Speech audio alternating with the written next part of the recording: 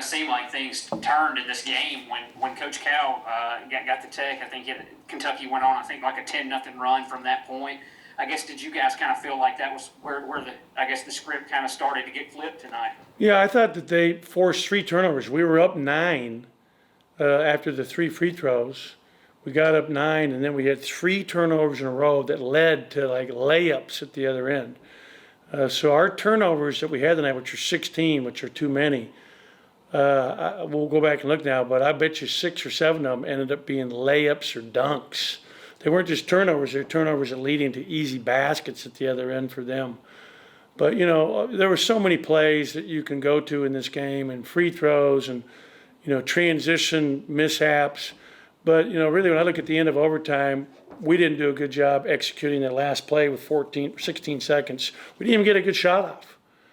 And we've got to do a better job of executing in those situations in these types of games. And that's my fault. We don't have we didn't have it set up correctly where we understood what we were trying to do, because we want to attack the rim. They had 10 fouls. We want to go to the basket in that situation.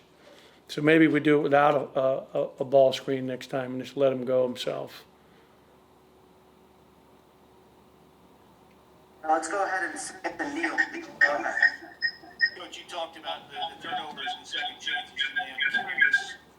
I'm curious about how well you thought Jameis and Davis played when you got in some foul trouble on that front line in the first half. Looked like he gave you some good minutes. He gave us very good minutes. I thought JD did a really good job. He played 26 minutes tonight. He had a couple of really big plays for us. I even thought Quentin came in and gave us good minutes. We went to 2 veterans. It was a very physical game. We ended up blocking 7 shots in the second half and the 2 overtimes by Tolu and Abdul. I think Tolu had 4 and Abdul had 3. Our guys really competed. They played their hearts out. Let me tell you something. There's a lot of hurt right now after losing that one today, with so many opportunities to win it. And give Kentucky credit. They battled, and I thought their defense, especially their ball screen defense, really bothered us. We did not slip or attack with our big rolling and getting anything to them, and give them a lot of credit. I thought they played really tough, hard, and then obviously number 11 coming in the game was 2 for 6 on the year, all threes, and he goes 7 for 11 tonight against us. He was a difference maker for them offensively. He had 7 threes. You mentioned there's a lot of hurt in the locker room right now. And obviously, you got a game coming up against a Missouri team that's ranked in the top 15. So how much of the conversation with a young team is about making sure you don't let a game like this beat you twice? Yeah, it's going to hurt, and it should hurt, and that's, it's going to hurt all of us very much. And that motivates you and pushes you to do better.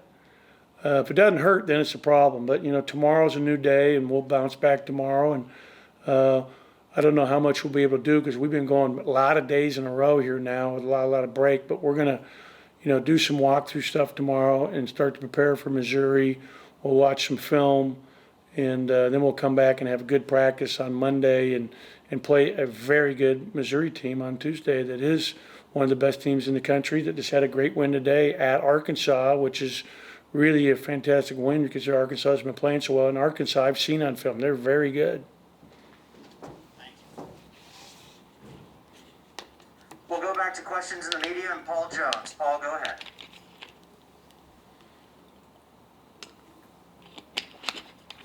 Paul, you need to unmute yourself, buddy.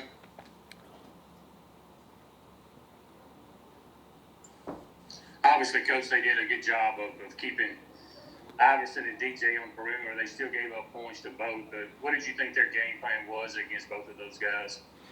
Well, they know they're both very good players, and I thought they really tried to attack them in terms of really trying to work hard in the ball screens to not let us have anything, to the point where they were doubling. And we did not handle it well because our bigs didn't get anything out of it. When they're 2 guys guarding 1, our big has to roll the basket, and we've got to look to get him the ball better.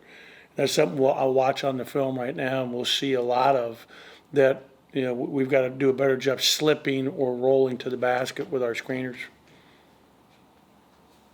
We'll go ahead and swing it to Nick. Nick, go ahead. Hey, Coach, a lot of talk about, got a lot of hurt in the locker room. A stat, that people have seen is that, the program hasn't beat Coach Cal in Kentucky.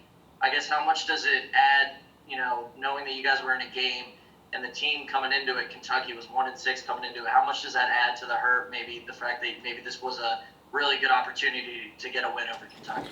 For our players, I don't think they look at the long term. We haven't beat Coach Cal yet at Mississippi State, but for us as coaches, that would have been, obviously a huge win for us today if we could have accomplished it.